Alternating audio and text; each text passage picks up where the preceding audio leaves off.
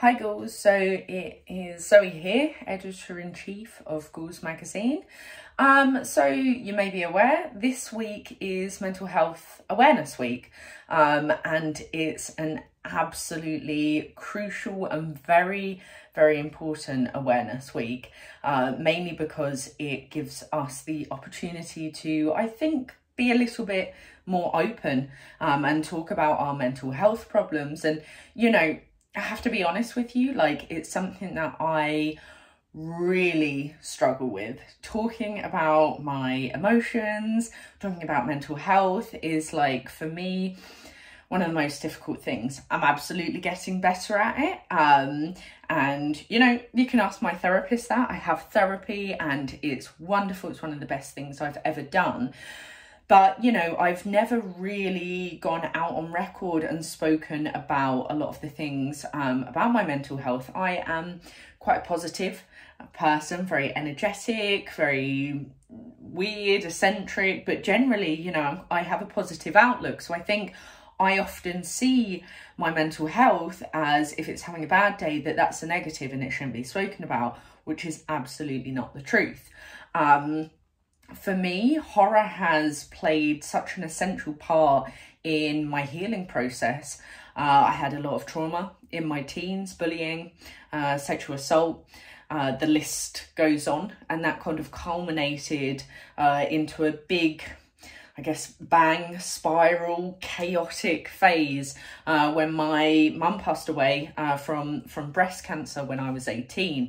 It was a really difficult time in my life, and I refused counselling, I refused help, I refused therapy. I just kind of shut myself off. I used drink, I used drugs to kind of battle those problems. I didn't really give a shit. I hurt the people I loved the most. I destroyed my body. I didn't look after it. I didn't fuel myself. I mean, I would take like 2 grams of Coke and go for a run at like 3 a.m. and I hadn't eaten that day. I was on a destructive path, and, you know, it's gotten easier and I've gotten far better.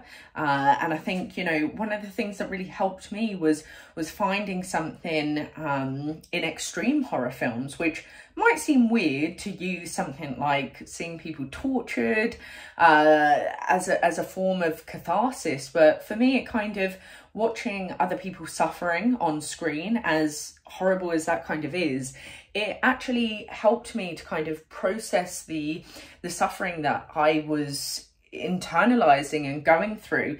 And, you know, I was not reaching out to people. So the horror community became a lifeline for me. It was, you know, I honestly don't know what I would have done without the people I've met online. And, you know, everyone always says, like, don't meet people offline, they're going to be psychos. But for me, that was just, I don't know, we shared a passion. There was something there. The horror community has become like my second family, the family I can kind of really open up to without judgment.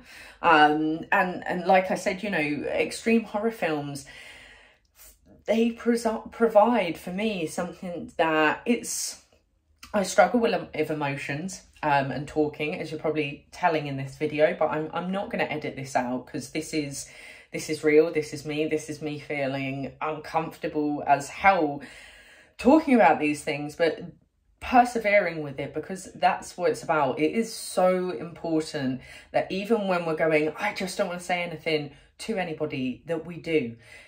My point, it got so bad that last year, 2020, I tried to take my life.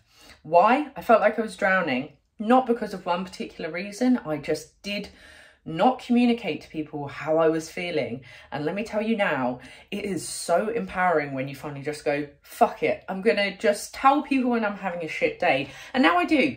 Now I absolutely do. And I cry in front of people. I don't know how to respond to that. Great, there we go. Siri's just ruined my video. Well, a bit of humour for you. Welcome to my life. But yeah, so back to mental health and horror. It just goes hand in hand. These extreme films, for me, have really helped me out of dark places and helped me to kind of process emotions that I'm going through that I find really difficult to process in any other way. And I think that is a positive thing. I know that not everyone can get on board with watching a film like a Serbian film, but hell, you know, if it helps me and it soothes me and it comforts me, then that's my prerogative, as with anyone else. And this week we're going to be sharing some articles, some videos with people that are talking about their relationship between their mental health and horror. And I am so excited to share with you these personal stories, because we all have a story. It's not easy to tell that story, but it is so important. And I just, yeah, it's been phenomenal listening to how horror has helped people's mental health. And, you know, I would encourage you, if you've got a video you want to share and you don't have a platform to share it on, send it over to me. I'll get it up, I will get it out there, I will do whatever. But if you do share it on your platform, please tag Ghouls Magazine. We will share the shit out of that, because at the end of the day, like, horror is so important to us all, and looking after our mental health is one of the most important things ever. I cannot stress that enough. Like, look after yourself, look after your mental health, and reach out to people.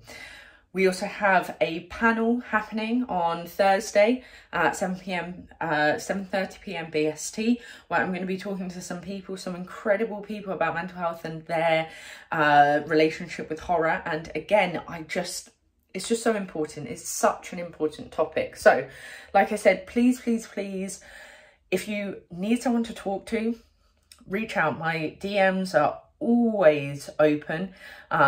You can always drop a message and just say you're having a shit day, and I'll probably agree with you, because a lot of the time I am as well. But yeah, please talk to someone, because that is the most important thing. And remember that the horror community, we are here and we are in this together, and we can get through this.